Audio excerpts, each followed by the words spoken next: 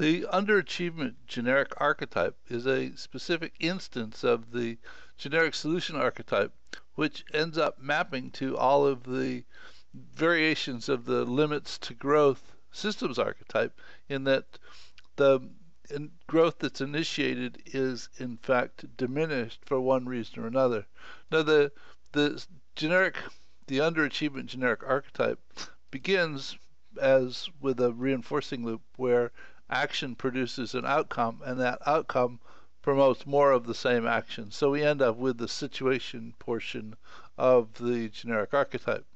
Now, though after some delay, that outcome that's produced actually promotes a reaction, and that reaction tends to hinder the outcome itself. So this is the limits to growth scenario, and this is the response portion of the generic solution archetype, so that we have a reinforcing structure which is then diminished or limited by some reaction to the outcome, which then hinders the outcome.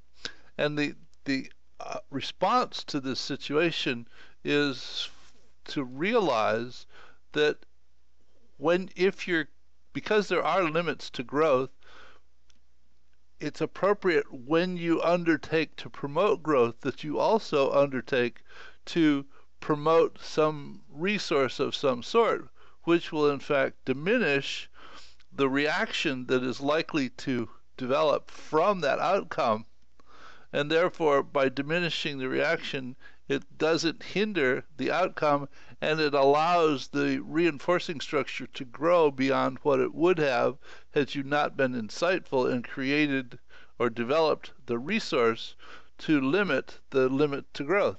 And so it takes, what the comment is, you can never do just one thing. If you are trying to promote growth, it is appropriate to think about the limits that growth is likely to run into and act to limit those limits before you actually run into them.